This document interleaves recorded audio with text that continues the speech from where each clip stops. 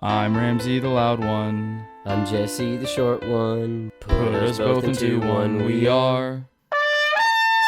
Lots of noise, always too fast, lots of laughs. Here's our podcast, the loud and short of it. Hi, and welcome to the loud and short of it. I'm Ramzi, the loud one. And I'm Jesse, the short one. This week we have an In the Lab for you, and we are doing a fucking sequel episode to Bad Solutions. Our personal favorite episode, probably. Far and away. I don't know if it's anybody else's. We don't fucking care. So if you didn't watch the last one, highly recommend you just go back and watch that now. Yeah. But what we're going to do is I'm going to propose a problem for Ramsey. Something either in the world or in his personal life, and he's going to have to give me the worst fucking solution to this. It doesn't need to have the worst outcome. He's not just trying to make a situation terrible. He's trying to just come up with the worst possible solution you could have. It does not matter where you end up, but the road has to be perilous. Yes. And this is a bit of improv, but Ramsey has not been told any of mine, and I have not been told any of Ramsey's. So we just got to go off the cusp with this one. Oh, yeah. You have to come up with that solution real quick. Yeah. If only I wasn't good at just spouting garbage out, people liking it. All right. Politicians will politics. You ready to start? Yeah. Do you want to go first? Yeah. Okay. All right. Your first problem is you are in an HEB. Oh. And they're all out of toilet paper. A problem you've probably faced before. Oh, and there's no Clorox wipes? There's nothing reasonable to wipe one's butt with. I got this. I grab oven cleaner. I go and I grab oven cleaner and I grab a dish towel. Yes. And then the next time I shit, I grab that dish towel and I spray it down with oven cleaner. Smart. Pat it on my ass to make sure that everything is fused shut. That makes sense because butts are warm. That's true. Ovens are warm. Wow, okay. I'm as clean as it gets. I'll have the cleanest ass around. I would like to know what that would do to your asshole. Who cares? It's closed up. Tune in next week for our Mythbusters episode. Oh, man. Yes, that was a good taste test. Very quick and to the point on it. I already, someone had already asked me that question like 6 weeks ago, and I just already have a plan for it. You were prepared. All right, you ready for your first question? Yeah, I don't want to know what your asshole looked like in March. I wouldn't allow you. All right. Gordon Ramsay is coming to your house, and you have to make him a meal. I got to make Gordon Ramsay a meal? Yes, you do. Oh, boy. Okay. Well, so I've watched a couple reality cooking shows, as everybody does. And there's one where they bring children on. And children cook for Gordon Ramsay. Yeah. And what I've noticed is that he never yells at the children. He's always friendly to them. So what I'll do, I'll simply disguise myself as a child. I will go and I will find like an old T-shirt from elementary school. I'll get some pants that are way too big for me.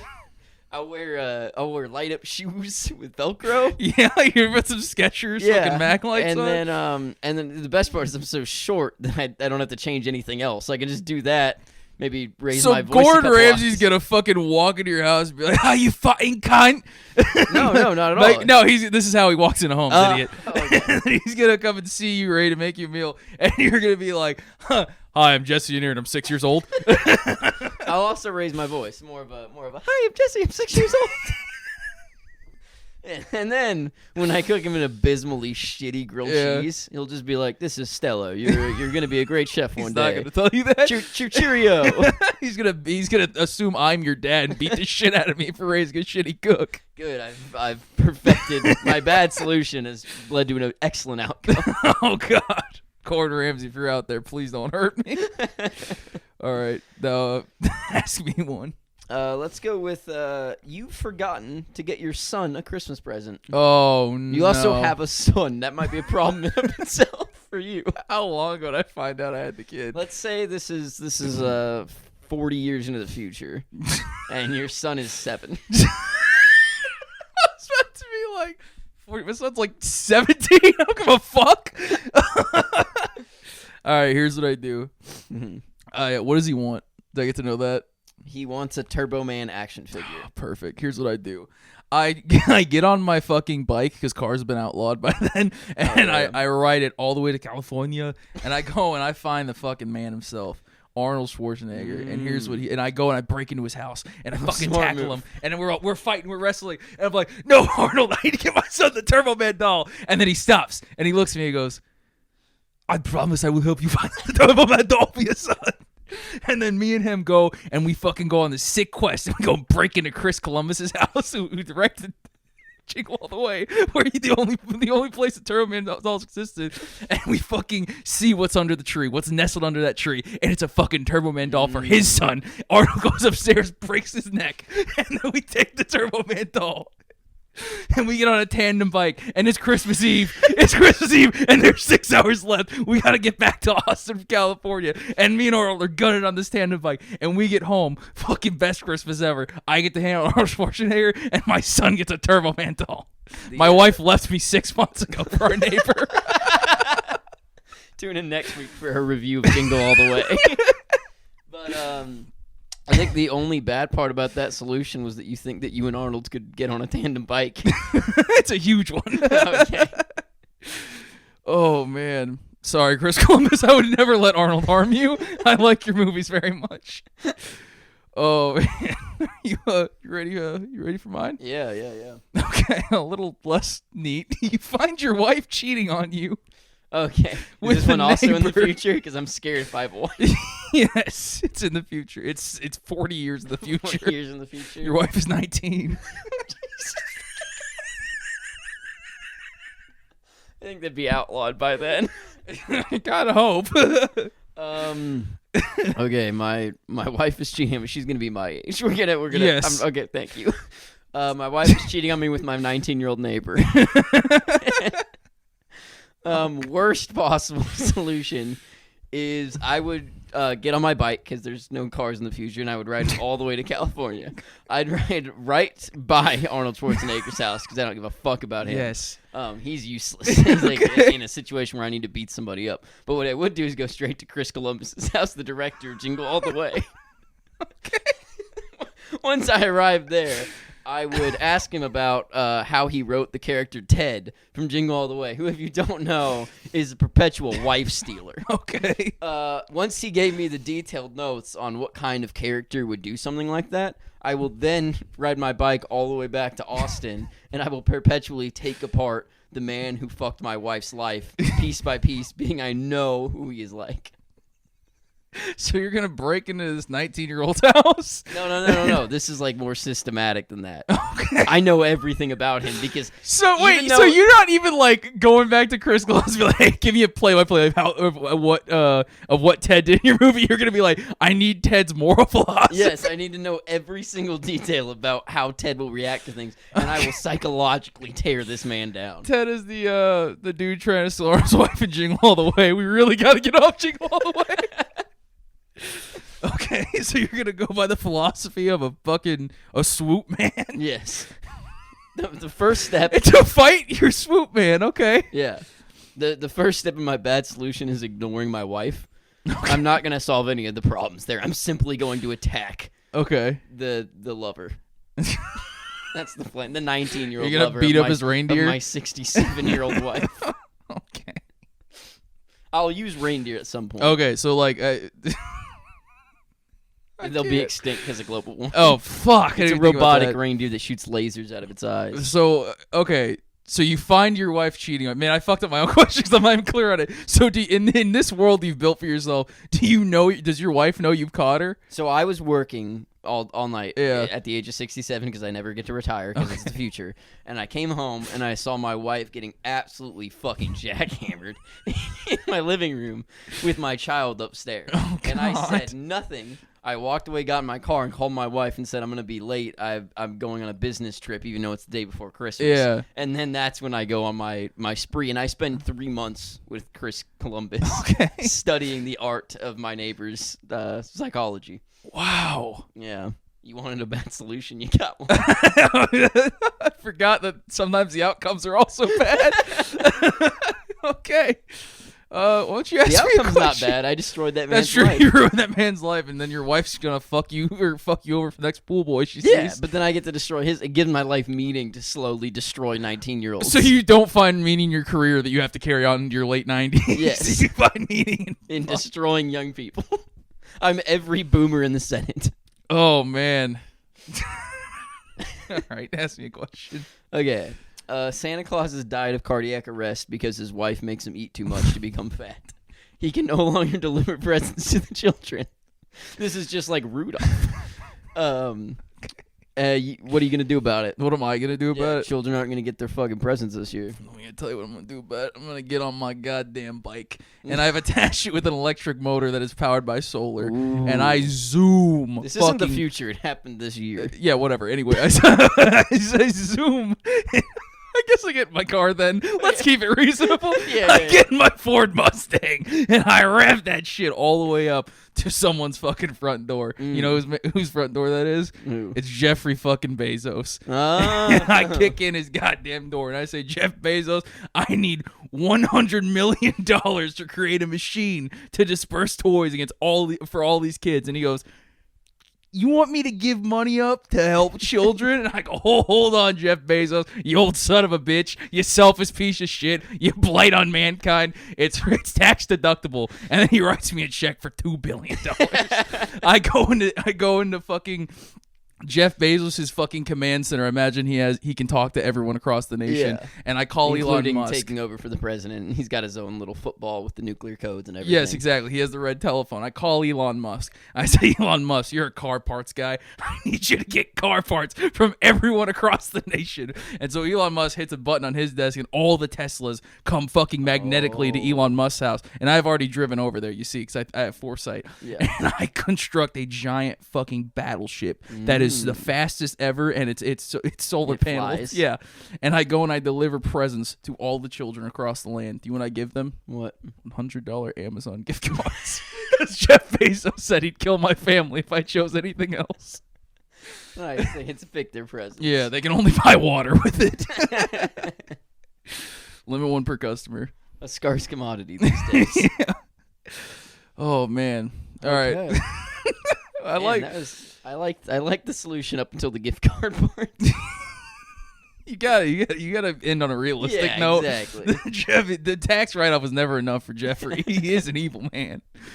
All right, now I'm excited for this one. Okay. I have a question for you. Yeah. You go to England, wherever the fuck, you know. As I do. Yeah, you get super hyped about it because I know how much you love English people. You know, root tune, called blimey. It's Jesse all the time. You go over there, you get off your plane, and you go to a pond, and a fucking sword is up out of the water. Yeah, I've read that. It's Excalibur. Oh, it's okay. Excalibur. You see, for the plebs at home, I gotta explain it to them. Yeah. So you take Excalibur, and the ghost woman comes up and tells you you're the fucking rightful ruler of England. Okay. You have to fucking save England from itself. What do you gotta do? So, what do you gotta do? So I'm King Arthur. That's the problem. You're King Jesse. But the new King Arthur. Yeah. Okay. I was helping the plebs at home again. Oh, okay. Who are still lost after you called it Excalibur. Let's go through this. What I would do is I would immediately start a right-wing campaign, and I would talk about how shitty immigrants in Britain are. Dude, what? No! Yes. Don't do this! Hear me out. This is the only way I'm going to be able to take control of England. Okay. So I'm going to do this. I'm going to push it just horribly on Facebook mostly, but just throughout all social media, mainly on the internet, a little bit of TV advertising. I'm going to recruit whatever their senators are. I assume they're like squires, whatever the fuck they're called over there. But anyway, I'm going to get there just through pure xenophobia. Okay. And then once I've taken over the country, I'm gonna demand that we do a Brexit 2.0. Okay. That's where we split Britain into even more parts. Okay. Just purely based on I don't even know at that point. I'll be like Southern Englanders suck. I don't know anything about. That could be a thing that they already do. Southwest Southwest Wales Londoners, blows. yeah, Southwest Wales, they're the problem. Yeah. And then once the country is completely divided and war breaks out, then I'll use Excalibur to kill every single person in the government and become the king. Oh, okay. Yeah. Yeah. And it was because I assume if I just showed up with a sword and I was like, yo, I got this, they just gunned me down. Like, it wouldn't go well at all. My plan would have been exactly I was in my head when I was writing this question, I was laughing at myself because I was like, man, he's probably going to take that sword and fucking, like, do some Jedi shit when they shoot at him, and then he's going to walk into Parliament, make fun of their accents, and take the crown. I like your idea. You're going to destroy a country who has, legally done most war crimes out of any other country. And they deserved it at this point. You're going to be their king? Yeah. After you destroy it? Yeah, exactly. Okay. We've seen it work almost. I like how you wanted the good, like, realistic play out of like what it is to be a king in medieval times. You're like, famine, war, it's fucking maybe some pestilence. Yeah, wow. Yeah. If you didn't hear it first, Southwest Wales started COVID. That's my opening line. Oh my god. That's how I turned the country against itself. We're gonna have one fucking follower on Twitter, like from Southwest Wales, be like, "Oh, fine, look at these guys playing this podcast," and they're gonna see that. You fucking coins. All right, ask me a question, you sick bastard. Okay, let's get into it. This one's a little tamer. Okay. Your waiter brought you the wrong meal. So I got a friend in California. No more California. My waiter brought me the wrong. All right. Here's what I do. You can see the gears grinding. I'm okay with it. I take it. I say, hey, can I get a box for this? And they're like, sir, you've only taken 2 bites. So I'm like, oh, no, I'd like a box, please. And you're real snide about it. And I go and I take it and I bring it home, whatever. I throw it away. It's not the food I wanted. 2 weeks later, I come back in disguise. And I go to this restaurant and I apply for a job there. Little they know I'm a world-renowned chef. Oh, okay. And I become promoted to sous chef. And what I do is I make sure that me and that waiter become best buds because he has no clue who I am. Waiters see a lot of faces a day. I guess I got a forgettable face. I disagree. We going up the sous You're chef. arguing with the imaginary waiter in your store. Yeah. The sick son of a bitch. I get every time he puts an order in one of those cool cards or whatever. He swings around. He's like, I need a fucking 49. Don't forget the grease. I give it to him without the grease. Every single plate. There's something wrong with it. And I'm hoping and praying that this is current day, so all the Karens are still going out to eat. Yeah. And he's just tearing him down. As time goes on. Eventually, he's like, do I suck at my job? The head man doesn't even fire him because I go, don't fire him. The guy quits his own job.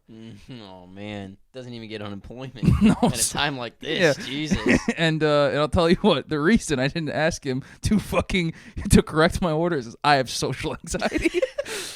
That is scary. It's truly the worst solution. I liked it. But a good outcome. Yeah. Just another unemployed person and you feel better about yourself. I like living in this like reality where I would remotely do something about my order being wrong. My order's been wrong played at a restaurant. I've been like, I could do with chicken. It's food. Like, I don't really fucking care. Oh, man. The time I really do wish you could go to restaurants and pay an amount of money and they just give you what they had extra of. Yeah. Because then I wouldn't have to look at the menu. If it was like $2 less than everything else on the menu, I'd do it everywhere I went. Like, yeah, what you want to cook. I wish we made enough money to go places where they had chef specials, but they didn't tell you what the chef special was. They're like, yeah, we got a thing tonight. I'm like, yeah, give me the thing. I got a thing too tonight. That's what you get. That was a good solution in a bad solutions episode. Yeah. Okay, give me one. All right. Oh God. All right. Don't get too fucking nerdy. You have to provide affordable housing for the state of Texas. Oh God. In the worst way possible. Oh, so what I'll do is I'll eliminate all income taxes for the entire state and do it placed purely off of property tax. No. That was the nerdy part. I'll go back. Yawn. Come on, buddy. Whoa. Think of all the materials that are in Texas. Okay, this is what I'm going to do. Oh, thank God. I'm going to go to Greg Abbott's house, the governor's mansion. It's just down the street from here. Handicap accessible. Yeah. Going to go right there. I'm just going to break in. Yeah, clip that. Just going to break in. This is the fucking B&E episode. And I'm going to steal his wheelchair out from under him. Oh, no. Like while he's sitting in it. It's my wheelchair now. He's on the floor like a fucking idiot. Okay. Then I'm going to wait a day. Wait 1 day. Right? You know where I'm going the next day? Where are you going the next day? Governor's mansion. You break right in. Steal his motherfucking wheelchair. Slump on the floor. I'm gonna rinse and I'm gonna repeat. I'm gonna do that my entire life. Just never gonna stop. Yeah. Some days I'll do it twice a day just to throw him off the trail. I'll follow him to other states when he leaves. When he's not the governor anymore, still following him. I'm still stealing his picture. Now hear me out. Let me keep going. Okay. I'm not gonna be able to get anything done in my lifetime. It's just not gonna happen. But I've been storing these wheelchairs. Then my son, I'm gonna train him up. He's gonna help me when he's growing up stealing these wheelchairs. He's gonna steal these wheelchairs. He's smarter. He knows how to do all the social media. He's gonna recruit teams. They're gonna steal even more wheelchairs. He's getting his wheelchairs stolen on the hour. These are all being kept in a giant warehouse. Boom, melt all these wheelchairs down into nice metal, build a bunch of metal houses, affordable housing for every single Texan, all off Greg Abbott's dime. That was the worst fucking solution. That is who I am. Might be the worst one yet. I like the part where we keep having to rely on our sons to do anything. Yeah. We keep putting ourselves in, now fuck it, it's 20 years from now, we have kids. Easy peasy. Let me ask you, what are we going to do in the summers when, it gets hot and these steel houses aren't so seasonable? Well, I don't know if you've ever looked at the middle of a wheelchair, but it's got all that fabric right there. I'm going to use the fabric, build giant shaded nets over the entire structure by weaving them together. And then boom, you got a loose definition of housing, my friend. You sound like you camp too much. You said affordable. That's fair. Also, I think his is the electronic one. Oh, yeah. Like, move around and whatnot. Yeah. So you could just give everyone in Texas that and then give them an umbrella. Like, that's a house. I'm taking all those wires, and that's going to become the lighting. Oh. Yeah. You have Christmas lights. With enough wheelchairs, you could build a whole house. That's true. You can, even in the house, you could put a bunch of wheelchairs up on top of each other. Like, that's a Christmas tree. Exactly. you can mold them down and make them into refrigerators and ovens and everything you possibly need. Yeah. All out of Greg Abbott's wheelchairs. Fuck you, Greg Abbott. I agree, but not because you're handicapped. Because you might be the devil. Okay, ask you a question, you sick bastard. Like how each one of mine ends with me being sick. You did fucking awesome with that one. I was very happy. That was exactly the way I wanted you to take it. Okay, you're in the middle of HEB once again. It's like the first time. Okay. Yeah. Your mask, it's gone. Okay. You're a no mask. You're in the middle of HEB. Okay. What you gonna do about that? Here's what I'm gonna do. Hold up. Surprise. Oh my god. Surprise. Oh my god, you're pulling on me. Yeah, surprise. Your pants disappeared at the same time. You're gonna have to cover something. Covering your face, protect a bit. We covering your dick to protect people. What you gonna do? Oh, my underwear's gone too? Oh yeah, you're Winnie the Poohing with no mask on. Oh, nice. True Winnie the Pooh. I do this all the time at home. All right, here's what I do. Yeah. I run to the bread section and I grab a bunch of bread because I want to make sure later at home I can wipe my ass properly because the oven cleaner didn't work out so well. And as I'm running around my cart, I'm moving so fast that my cock is blurred. And so eventually, I get to the yarn and the fucking needle stitching section. Oh yeah, the yarn and needle stitching section of HEB. Hey, it's my HEB. They got everything you need. Come on, I go in there and I snatch all that shit. I know what you're thinking. Oh, Ramzi, you gonna knit yourself some pants? No, not out of yarn. That's weak. I go to the chicken section and I start skinning all these chickens and I start knitting them together into a mask and I tie it around my head. And I'm still moving so fast that my cock is blurred. Yeah, that's an important part. And your ass is welded shut from the oven grease. That's true. So what I do is I lied. I'm going to go back to the chicken section and make some pants out of it. Just a cocksock, though. But in this bad solution, you went to the chicken section twice. Yeah, okay. I stumbled a little bit. Yeah. Oh, man. And then you just carry on like a normal grocery shopping trip. Yeah, I'm not done. I got stuff to get. Oh, yeah. My favorite part of that bad solution is you started by getting bread. Just like in case you got thrown out, you'd at least have the bread. Yeah, exactly. Very smart. Yeah, chicken skin is the best thing to fucking make pants out of. It passes all mask tests. Yeah. You can sneeze and it won't go through the chicken skin. No kidding. Oh man! All right, you ready for a question? Yeah, give me one. All right, so we watched Interstellar recently. Yeah, as you know, if you watch our monthly movie reviews, you got to solve space travel. So the problem is just space travel? ? But like neater, not like how we do it now. We're like, oh, it takes 60 years to fucking launch a spaceship. How are we gonna get through space? How are we gonna continue mankind? Solution?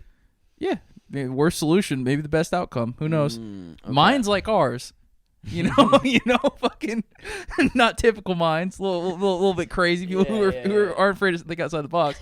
We're the people who can solve this shit. That's very true. Yeah. Fuck your science I've nerds. consistently always thought that if NASA just had more like dope creative comedians working at them, they'd get so much more done. Man, if NASA needs an idea guy. Yeah. Nobody at NASA's been like, but what if we just went to the moon more? Yeah. Because it's been real annoying because I don't care about any of the discoveries or the space rocks. Just give me more moon stuff. Oh, we found new asteroids.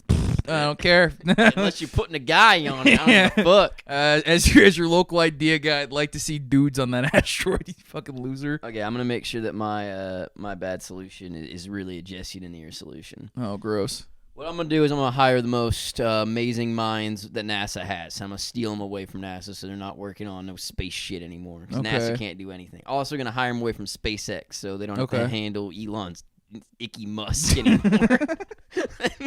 I can see your fucking lips start making the word dick. Then once they're all working for me, I'm going to be like, hey, so you guys know about space, right? They're going to be like, of course. I'm going to be like, none of that. None of that no more. You're not allowed to. You're banned. Yawn. What you're going to do is you're going to build me the best robot friend imaginable. Oh. And then you know where this is going. They build Wally. Cute little Wally. He's just the best. And then once they've got Wally, I'm going to be like, mass produce these bad boys. Oh, Jesus. Little do they know, I stuck something in each one. Is it not the scientist, the Wallies? Okay, thank God. I didn't stick anything in the scientists. Anyways, they're gonna send these Wallies out. Everybody in the world gets their own Wally. They love them. They're the best thing that's ever happened for the world. Everyone's got a best friend. Yeah. But as I reported, the best robot you could buy. Yeah, every single one of them has a super jetpack in it that takes it all the way to space. Now everybody in the world, their best friends, right out, same moment, they all left. They're all in space. You know what everyone in the world's about to do? Invest all of their money into saving their best friends, and they're going to immediately perfect space travel. Because that's the problem with space. They got no friends up there. Yeah. That's why we haven't explored it. There's nothing up there. But if there was a bunch of Wallies. I love your faith in humanity that we can give them cute Wallies and be like, hey, yeah, these are your dogs now, and they're going to go away, and you have to save them. You're considering there's not going to be a ton of people that are just racist against these robots for no reason. Each one's customized for the person. Okay. Yeah. So like if it's like a racist uncle at Thanksgiving, that Wally's racist as fuck too. Oh my God. They're literally best friends. He's a little Wally in a little Make America Great Again. Yes. There's Wally's like ACAP shirts. I don't know if I want to save these Our little. Wallies started a podcast together. They have a cute little Wally podcast, and other Wallies watch that pod. I'm telling you, these things are the cutest things that have ever existed. Jesse's just like, what if we gave everyone a fucking Furby, man, and then we took the Furby away? You would have to go to space. You wanted a solution. I gave you one. I fucking agree. If you were like, hey, your dog might fly into space one day, I'd be like, well, space travel is obviously our number one issue. The best one you get is you give it to the fucking president. Oh, yeah. You give it to the president. You give all of the countries are going to work together. This also solves, will solve global warming because we'll find more planets. Yeah. It's going to solve food problems because we're going to be like, everyone deserves to eat. They got best friends. Like, everyone's just going to work together. Countries are going to stop fighting. Yeah. It's going to be amazing. I like the idea of Joe Biden getting a Wally and just being like, oh, this little Wally's going around and be like, I like giving speeches saying I care about poor people. And Joe Biden's like, me too, little buddy. This is not a bad solution. This is the worst bad solution because it's the best solution. Oh, man. All right. Well, that has been Bad Solutions, too. Yes, it has. The Squeakquel. Holy shit. Electric 2. Fuck. Okay. What's next week? Next week, we have our monthly movie review where we are doing Christmas movies. What do you got? Oh, shit. That's Rudolph, and that's Arnold Schwarzenegger from Jingle All the Way. Yeah, I'll put him up there. Oh, man. Thank y'all for listening. Yeah.